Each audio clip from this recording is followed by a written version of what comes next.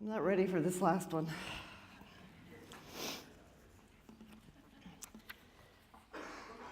Oh, our last graduate is one that we have all watched grow up over the years, especially with a daily Facebook photo from her father. We will miss those. Gonna have to get our daily fix of this one somewhere else, I guess. And I could stand up here for probably hours and tell you stories about her adventures in the youth group. She is part of the original 5 that we started the youth groups back with about 8 years ago.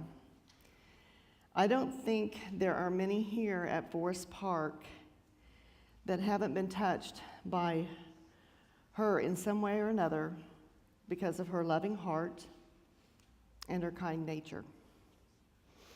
She's one of the first in her group to step up and volunteer as on the Regional Youth Council her sophomore year of high school. The last 2 years, she's been one of the 2 primary leaders of the Regional Youth Council. I remember telling this young lady years ago that I saw God working on her and through her, and I still do to this day. She is a Jenks High School graduate and will be attending Drury University this fall, majoring in marketing and possibly minoring in religion or political science. Can't wait to see what the future holds for this one. Miss Taylor Puckett.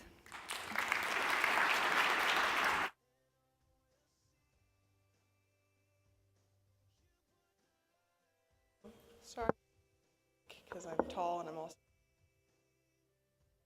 Hello, so for those who don't know me, my name's Taylor Puckett, and I have grown up in this church for the last 10 years of my life, so here's the story. Here's the church, here's the steeple, open the door and see the people. I remember saying this rhyme as a little girl that has characterized the church for me as a child, a building with its people. I think this one is one of the best ways to describe Forest Park, a building and its people. I would not be the kind and confident person I am today without the people in this church. It would be a shame if I didn't talk about the people specifically who have impacted me. Life Group 3. Haven't had a meeting in a while, but y'all know who you are.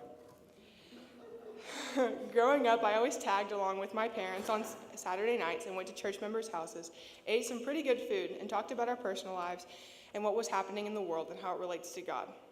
We would always talk about the big subjects, and at a young age, I hadn't been exposed to things like that. But you all made me feel that even though I was young, that my opinion mattered. You guys would be talking, and all of a sudden you all would stop and ask me my opinion on the subject. You might not think that you had been working in my life, but that is one of the biggest reasons I'm so confident and so opinionated today, whether you think that's a good thing or not. You always would take a moment and ask my opinion, and you never made me feel like I was just a dumb kid who didn't know what they were talking about. You respected what I had to say, and if you hadn't treated me like that, again, I wouldn't be where I am today. You all are the reason that whenever we have life group, I get excited. When we all go out to dinner or hang out, I get excited. I love the time that I spend with you all, and I will cherish you all for the rest of my life. So, thank you. I'm going to say specific names. John and Carol Durkee, Tom and Kim Hull, Kurt and Deborah Kennedy, Phil and Sarah Harris, Ron and Nona Hutton, Don Johnson, Ann and Burl Frank, and Melanie and Franklin Burt, and Bill and Karen Redden. You all were working in my lives from such a young age, so thank you. Youth. Oh boy, where do I begin? We all have grown up together. Again, like I said, I was an OG, part of the 5. Where are my OGs at? Raise your hand. Yeah, woo. Oh my gosh. For as long as I can remember, youth has always been such an important part of my life. Sometimes you would think that because we only see each other once, maybe twice a week, we wouldn't be that close. That is so far from the truth. From fun trip to New Orleans with Trian and Eli Gear, which, if you haven't gone to New Orleans with Trian and Eli Gear, I recommend it. It's kind of insane. From growing up and taking TCC classes with Rachel, to almost tipping a kayak with McKenna Clanton, to watching The Nanny at 3 in the morning with Haley, to having movie nights in the summer at Maddie's house, from making funny and embarrassing home videos with Anna, Lauren, and LG, and Grace. We're gonna find them. I wish that they're so embarrassing. To deep conversations with Sarah, and then that one time that Ryan randomly picked me up from my house to go look at a potential car, and the only reason he took me was because it was a sketchy area and I was a black belt. First of all, I'd like to say I didn't know that till he dropped me back off at the house, so thanks. Ugh. And to Grace, but we'll get to her later. You all are my family. From youth meetings to destination unknowns to Branson and spontaneous trips, and to conversations that have been random and weird, to the conversations that have not only made us grow in our faith, but in love for one another. We genuinely love being around each other, and I think that is so rare and special. Thank you, thank you, thank you. Thank you for being my family, my brothers and sisters, the sisters and brothers that I never had. Thank you for loving me for who I am. I love you back. I don't know what I'm going to do without you all next year, but I know that I have best friends for life. I love you. Now, I know Ava Asabo doesn't like camp. I love camp. So church camp has always been one of the most important things in my life, and before we switched over to where we are now in Guthrie, we were at Camp Christian, and every summer that was one of the best experiences. I remember 8th grade, and we were going into my freshman year, and we were told, you can't go to Camp Christian anymore. We're going to be moving to Central. And I'm a pretty open person. I love change. I did not like this. I grew up at Camp Christian. I loved Camp Christian, and I did not want to leave. And neither did any of the other youth. But when I went, because I wasn't going to miss, because as my parents can attest, they would always ask me, which would you rather miss, Christmas or camp? And I always said Christmas. When I went, my first year at Guthrie was such a life-changing experience. I didn't think I would love it as much as I did, and I love it so much. That's what opened me up to Regional Youth Council, which is by far one of the best experiences I've been able to be a part of. Without Rick and without being executive officer, I wouldn't be going to jury. I wouldn't be up here standing as confidently as I have. And you all supported me through that. So thank you. Now on to some specific people. To Tony and Mark Palmer. Wow, you are amazing. You started this youth group on your own with 5 kids who were kind of weird and we were a lot to handle. But your patience and the way that you turned our youth program into is something unforgettable. The way that you love our youth is undeniable, and we are all so grateful for the time and love that you give us.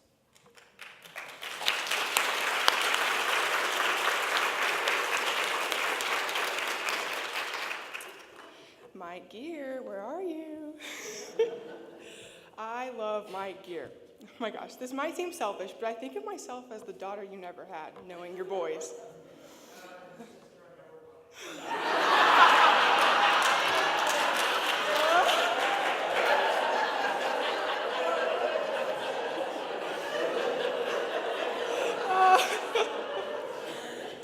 That's because I'm the favorite.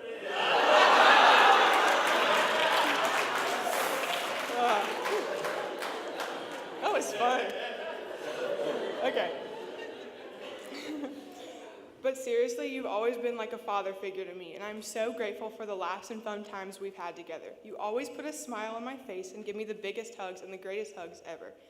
Thanks for being you and for always encouraging me. Love you. Bill. Wow. You have been such an important part of my life. You are a mentor to me, like a father figure to me. Growing up, I was always so curious, I always had questions, and I always wanted to debate, and you were always the person I could do that with. Without you, I don't know if I would be the person I am today, or how far I would be in my faith journey.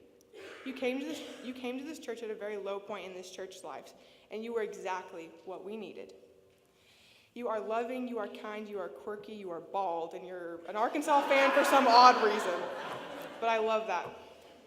You were by far one of the best small group leaders I've ever had at camp, to give you just a bigger ego.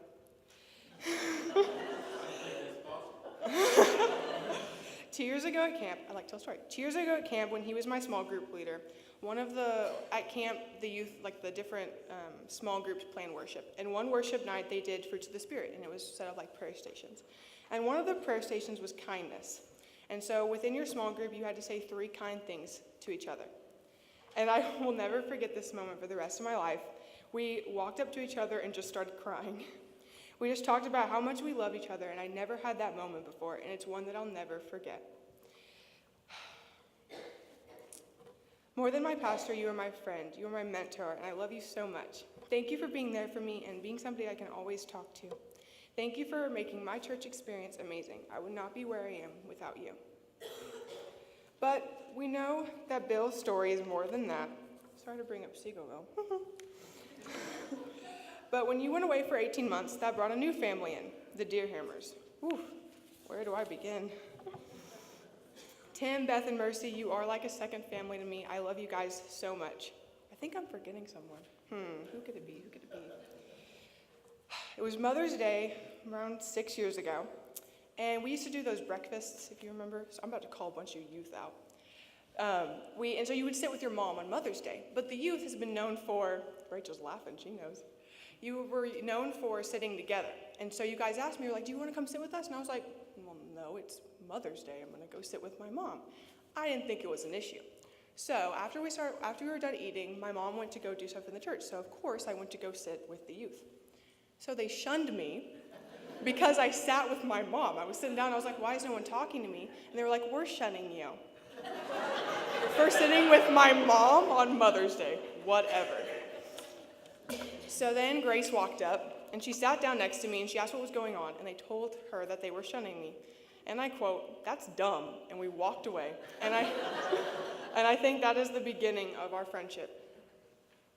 Oh, wait, I lost my place.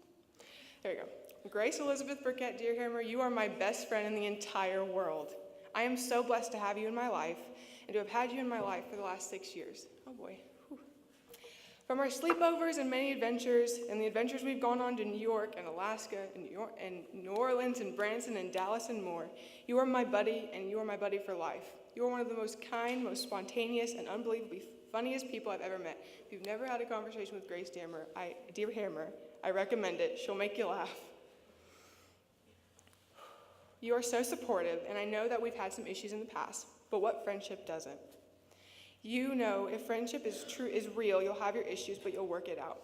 And the hardest part of all of this, possibly, for me moving, is leaving you behind. I love you so much, and I know that I have a best friend for life. Growing up, I always wanted a sister. I always asked my mom and dad, I don't want to be an only child. I want to have a sister or brother. Never did I realize I'd get one. Thank you. Mom and Dad, this is going to get bad. I haven't forgotten about you. Mama, you are so beautiful. You're my twin, and I'm inspired by you. You are constantly faced with challenges, quite frankly, being me. Yet you never falter. You are strong and loving through it all. You are unbelievably kind and ruthless with a heart of pure gold. Honestly, I hope that I can grow up to be half the woman you are today. Whew. Dad, okay, let's see if I can make through this one. You are so amazing. You're so kind and funny and quirky and weird and such a nerd. No wonder where I get it from. Growing up, I'm definitely, if you guys don't know, I'm such a daddy's girl. You've been my best friend since I was little, from introducing me to Star Wars to making me the nerd I am, to always supporting me. Through everything I've done, you've always been there. I remember when I used to play softball, instead of yelling at the coach, you would yell at me because I was messing up or something. But I think that shows your character so well. I love you so much, and by far one of the hardest things is leaving you both behind. But the church as a whole, wow, I can't even begin to explain. I could talk for hours on how much this church has impacted me in my life. The church has taught me to love God and love neighbor, Mark 12:29-31. You guys have taught me that helping others is so important, and that if you want to be a change in the world, you have to change first. One of my favorite sayings that I'll take with me is kindness changes everything, and I'm so blessed that I could be a part of a church that truly changes the world. Thank you.